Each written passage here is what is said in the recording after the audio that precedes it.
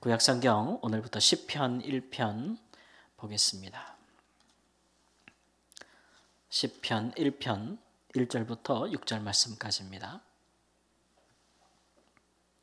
1편 복 있는 사람은 악인들의 꾀를 따르지 아니하며 죄인들의 길에 서지 아니하며 오만한 자들의 자리에 앉지 아니하고 오직 여호와 율법을 즐거워하여 그의 율법을 주야로 묵상하는도다.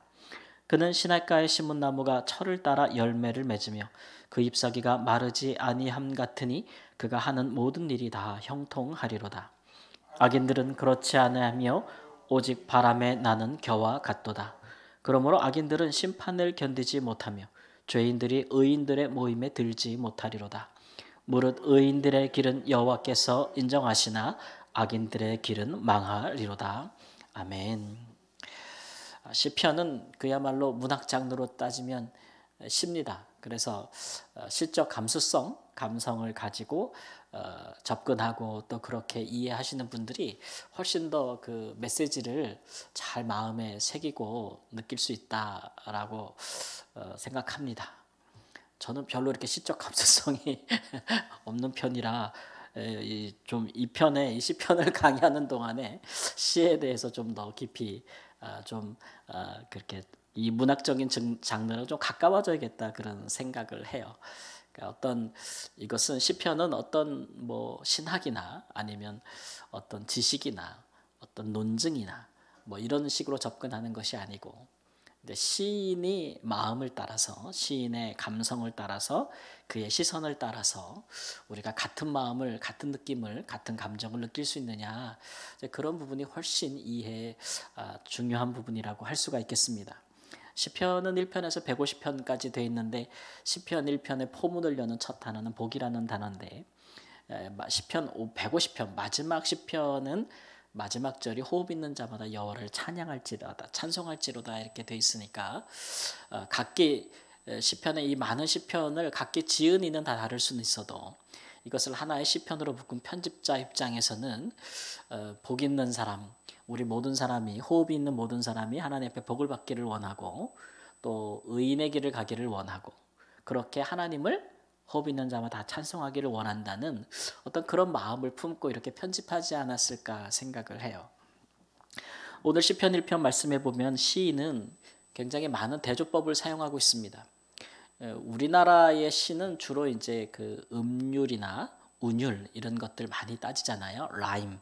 그래서 같은 단어에 약간 발음이 비슷한 단어들로 의미를 전달하면서 그런 방법을 많이 사용하는데 이제 유대인들의 시적 감수성은 대조랑 병행을 많이 사용합니다. 그러니까 서로 다른 완전히 반대편에 있는 것들을 서로 대조하거나 아니면 같은 구절에 대해서 강조하기 위해서 같은 방식으로 연달아 배열하는 방식을 써서 대조와 병행을 많이 하고 있는데 시편 1편에 사용된 문학적인 기법은 대조가 굉장히 많죠. 그렇죠. 그래서 의인과 악인을 대조하고 의인의 길과 악인의 길을 대조하는 것이고 의인의 삶과 악인의 삶 그것의 결국이 어떻게 다른지에 대해서 대조하는 모습으로 시를 기록하고 있습니다. 그런데 이 시를 짓는 이 시편의 그 시인이 지금 어디에 서 있느냐라는 것이 굉장히 중요한데 그런데 시편 1편에서 사용하고 있는 많은 단어들 의인, 악인, 죄인, 오만한 자, 율법, 심판 이런 것들을 가만히 이 단어들을 보면은 이 시인이 어디에 서 있을 가능성이 있냐면 이제 법정에 서 있을 가능성이 높죠. 이런 것들은 사실 되게 법정 용어들이거든요. 법정 용어들. 그러니까 시인은 지금 그가 법정에 앉아 있든지 혹은 재판을 실제로 주관하는 재판장이든지 둘 중에 하나일 것 같아요. 그리고 그 재판의 결과 재판에서 악인들이 그 죄에 합당한 심판을 받고 의인들이 오히려 그것에 대해서 인정을 받고 보상을 받는 그런 결과들을 보고 있다. 이런 얘기겠죠. 근데 뭐 저마다 해석이 다르겠지만 제가 시편 1편을 보는 입장은 이 시인이 재판을 직접 주관하는 사람일 가능성이 높다라는 생각이 들어요. 이 그냥 시 안에서도 느끼는 부분이기도 하지만 또 우리가 이 시편의 1편의 표제에 이 시인이 누군지가 기록이 안 돼 있어요. 그러니까 어떤 시편들은 이것이 다윗의 시인지, 이게 아삽의 시인지, 이것이 고라 자손의 시인지 표제에 나와 있는데 시편 1편은 표제가 없습니다. 그러나 이제 시편의 전반부 30편까지 대부분의 시편이 다윗의 시라는 표제가 있는 걸로 생각해서 어떤 분들은 당연히 다윗의 시겠거니 이렇게 생각을 합니다. 그런 것으로 따지자면 다윗은 재판을 꽤 많이 했던 사람이죠. 당시에는 왕이 중요한 것들에 대한 재판을 실제로 재판관으로 행사하지 않았겠습니까? 사법부의 최고 수장이 왕이었어요. 그래서 그것을 겸하였거든요. 그러니까 어쨌든 이 시인은 이 법의 재판에 굉장히 익숙한 사람이고 그 법정에서 참으로 좋게도 이 사람은 공의가 시행되는 것들을 아주 좋게 바라보고 있는 경험을 하고 있는 거죠. 예, 그런 시대에 사는 사람들은, 그런 사회에 사는 사람들은 참 복되죠. 어느 한 사회가 그 사회의 사법 안에서 많은 재판정에서 올바르게 옳은 공의로운 법에 따라서 재판이 시행되고 그 결과가 어떤 타협이라든지 어떤 굽게 어떤 뇌물을 받고 어떤 다른 동기로 나오는 것이 아니고 정말 율법에 따라 나온다면, 법에 따라 제대로 나온다면 그 시대에는 의인들이 굉장히 즐거운 시대죠. 그죠? 그리고 악인들이 견딜 수 없는 시대이기도 하거니와 또 이런 사회에서는 사람들이 죄를 짓겠다는 마음보다는 죄를 짓지 않아야겠다는 마음을 많이 갖지 않겠습니까? 만일 어떤 사회에 사법의 기능이 현저히 부패하고 타락해 있다면 그 사회의 많은 사람들은 죄를 짓기를 두려워하지 않겠죠. 죄를 지어도 판사 앞에 가면 재판을 받으면 얼마든지 그 죄진 것이 무마될 수 있고 가진 자의 편, 힘 있는 자의 편, 뇌물을 주는 자의 편이라고 한다면 그 사회는 악인이 더 많아질 것이 아니겠습니까? 그런데 시편 1편 기자의 그 시인의 지금 경험은 뭐냐면 제대로 된 재판이 시행되고 있는 걸 보고 있는 거예요. 예. 그러니까 이 사람은 그런 재판을 직접 하는 사람이든지 아니면 그런 재판을 통해서 지금 그가 속한 사회가 굉장한 공의와 정의가 실행되고 있음을 즐거워하는 사람이라고 할 수가 있겠습니다. 예. 그런 시대에 살 때 참 복이 있지 않겠습니까? 복이 있다. 제가 이 시인이 재판장이시다고 보는 이유는 이제 1편 1절에 있거든요. 예. 그 공의롭고 정의로운 재판장들은 악인들의 꾀를 따르지 않고 죄인들에 서지 않고 오만한 자의 자리에 앉지 않는다. 당시에는 재판을 어디서 많이 했습니까? 성문에서 많이 하지 않았습니까? 거기 앉아서 했거든요. 그러니까 그런 표현들을 생각해 볼 때에 이 사람은 참 의로운 재판장이 아닌가. 또 그 사람은 의로운 재판장은 어떻게 그 법에 대해서 어떤 태도를 갖고 있냐면 여호와 율법을 즐거워한다. 그리고 그 율법을 주야로 묵상한다. 그럼 누가 법에 대해서 그렇게 묵상하며 살겠습니까? 이거 법에 대한 전문가잖아요. 그죠? 늘 생각하고 연구한다는 얘기인데 누가 그렇게 하겠어요? 법관이 그렇게 하지 않겠습니까? 왕이 그렇게 하지 않겠어요? 그러니까 이런 부분에 대해서 저는 이제 이런 부분들을 좀 생각하고 이런 사람이 그 재판을 한다면 그 사람은 많은 사람들에게 의인들에게 소망을 주고 또 믿음을 주지 않겠어요. 그 사회가. 예. 많은 의가 행해질 수 있도록 격려하는 사람들. 마치 이런 사람은 오늘 말씀처럼 시냇가의 시문나무가 시절을 쫓아 과실을 맺고 열매를 맺는 듯한 그런 모습이라고 할 수가 있겠죠. 이런 사람 한 사람 주위에 이런 사람이 한 사람의 삶을 통해서 그 행하는 재판을 통해서 얼마나 많은 좋은 열매들이 맺히겠어요. 얼마나 많은 인생들이 구원을 받겠어요. 억울함이 사라지고 원통함이 사라지지 않겠어요. 예. 그래서 이 시인은 이런 법정에서 공의가 시행되는 부분을 시각화하고 있어요. 시냇가의 시문나무가 시절을 쫓아 과실을 맺는 모습으로 시각화하고 있는 거죠. 근데 악인이 아무리 꾀를 부리고 그래도 아무리 거짓된 증인을 내세워도 재판장이 오르면 옳은 판단을 할 것이요. 그래서 악인은 그 심판을 받게 되는 모습, 그것을 마치 그가 또 어떤 것으로 시각하고 있냐면은 이제 겨가 바람에 날리는 거. 이런 모습은 우리도 뭐 가히 요즘 자라나는 젊은 아이들은 모르겠죠. 이런 걸 본 적도 없거니와. 그러나 우리는 잘 알고 있지 않습니까? 바람에 알곡은 남고 겨는 날아가는 거. 우리 이렇게 키 할 때 느끼지 않습니까? 근데 그런 것들이 일상화된 사회에 살면서 그런 모습에 비유하고 있는 거죠. 그런 모습에 이렇게 시각하고 나니까 훨씬 더. 저는 오늘 이제 우리 교인들 5월 31일 날 함께 코이노니아 갈 만한 그런 아주 자연이 좋은 곳에 가서 이렇게 열심히 탐방을 하고 왔거든요. 근데 야, 진짜 꽃이 너무 예쁘고 나무가 너무 예쁘고 물이 아주 맑고 그 흐르는 소리만으로도 그 보는 것만으로도 너무 좋고 물가에 너무나 예쁜 나무들과 꽃이 피어 있는 것을 보고 그러니까 그런 거 보면 저절로 뭐예요? 행복해지잖아요. 막 저절로 행복해지잖아요.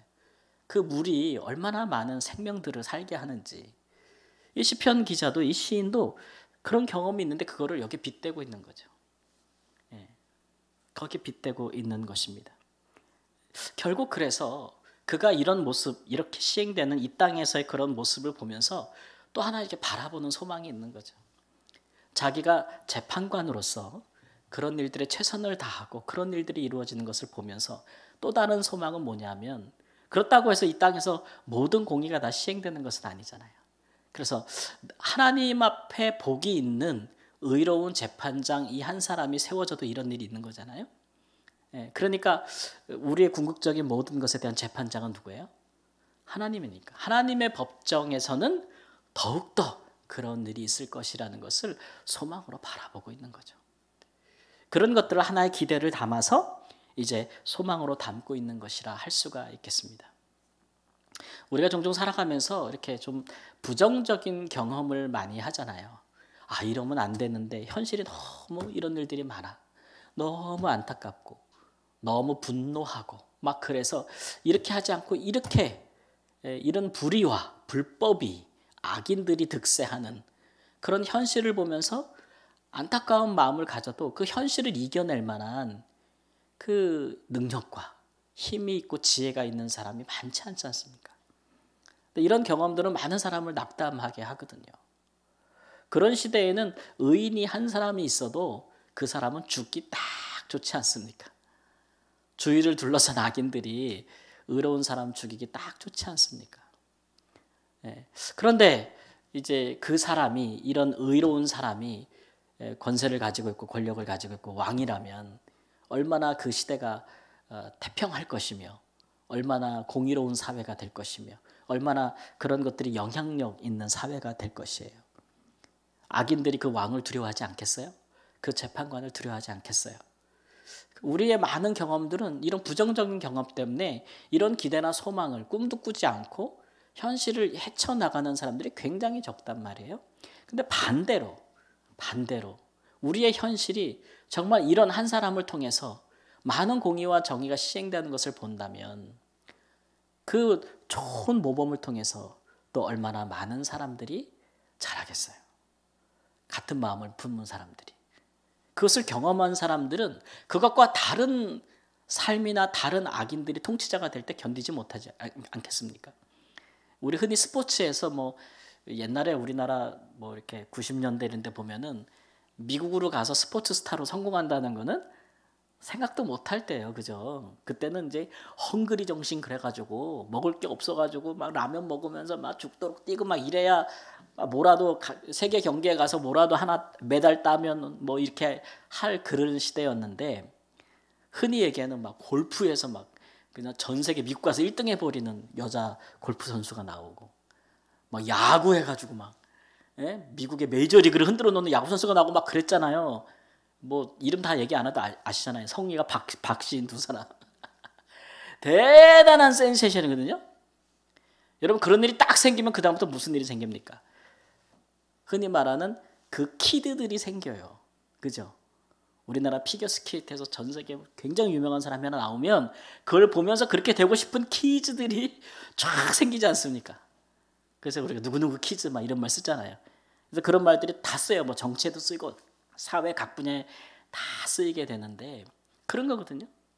좋은 것을 보고 거기에 대한 긍정적인 영향을 받아서 좋은 열매들이 나무들이 맺혀지면 얼마나 좋겠어요. 그죠? 근데 우리가 그 경험하는 것들이 너무 안 좋고 부정적인 것이면 참 그 시대가 참 힘들지 않겠어요. 예. 특히 이제 자라나는 젊은 사람들에게 뭔가 이것이 정말 좋다, 의롭다는 것을 보여줄 수 있는, 그죠? 체험할 수 있는 그런 역사적인 경험들이 필요하지 않습니까? 그런 경험들은 세대와 세대를 흘러서 가는 것이고, 근데 그런 것들이 우리의 태도죠. 아예 나는 뭐 이렇게 사회에서 이렇게 나는 뭐 이렇게 높은 사람도 아니라서 나는 그런 영향력이 없어 라고 말할 수는 있어도 우리는 다 우리가 가진 삶에서 영향력이 있는 사람이에요. 우리는 가정에서 좋은 부모, 또 자식의 좋은 부분의 삶의 모습을 모범을 보여줄 수 있는 사람이에요. 한 사람의 그리스도인으로서 다 떠나서 한 사람의 그리스도인으로 어떻게 사는지를 보여줄 수 있는 사람이에요. 우리 다 그런 영향력이 있는 사람들이에요. 우리 한 사람이 그렇게 바로 서게 되고 복 있는 사람이 될 때에 그것을 보는 가장 가까이에서 보는 사람들이 영향을 받을 것이고, 때로는요 전혀 생각지도 못한 나랑 전혀 아무 관련이 없던 사람들조차도 주 안에서 그런 일에 관계를 맺으면서 서로 서로에게 좋은 모범이 될 수 있다는 거. 예, 그런 것들을 우리가 좀 생각해 볼 필요가 있습니다. 그러니까 내가 하나님 앞에서 나 한 사람이 복 있는 사람으로 사는 거, 이 악인들의 꾀를 따르지 않는 거, 죄인들과 함께 하지 않는 거, 교만한 사람과 함께 하지 않고 하나님의 말씀을 따라서 그 말씀을 생각하고 그 말씀대로 살면서 의의 길을 가는 거, 그게 나 한 사람만을 위한 건 아니라는 거죠. 그런 면에서 보면. 그런 면에서 우리 그리스도인들은 역사적인 부분에서도 그렇고 사회적인 부분에서도 거룩한 영적인 부담을 갖고 있는 셈이에요. 요즘 살아가면서 내가 뭐 누구 생각해서 이렇게 살아야겠다고 생각하는 게 있습니까? 나 하나 잘 살면 되는 거지 뭐. 다른 사람 무슨 상관이 있어. 나 하나 행복하면 되고 나 하나 잘 살면 된다고 생각하는 사조가 이게 우리 사회에 많이 퍼져 있는 거예요. 그렇죠? 근데 우리 그리스도인은 그렇게 부름받지 않았거든요. 우리 그리스도인들은. 나 하나 생명력이 넘치고 내가 하나 의로운 것이, 내가 하나 불의를 행하지 않는 것이 내 자녀에게, 내가 사랑하는 사람들에게, 내 이웃들에게, 우리 지역에, 이 나라와 민족에게 어떤 부분에 중요한 역할, 이런 것들이 다 모여서 우리 사회와 우리 민족과 우리 나라의 모습이 되는 거 아니겠습니까? 예. 그런 것들에 대해서 시인이 경험하고 품었던 이 긍정적인 것들을 우리도 좀 같이 품었으면 좋겠어요. 그렇죠? 그래서 내가 살았던 시대는, 내가 살았던 인생은 적어도 이런 부분에 있어서 내가 하나님 앞에서 또 내가 속한 공동체 앞에서 나는 의로웠고 떳떳했으며 나는 죄인의 길에 서지 아니하였으며 나는 교만하지 아니하였다고.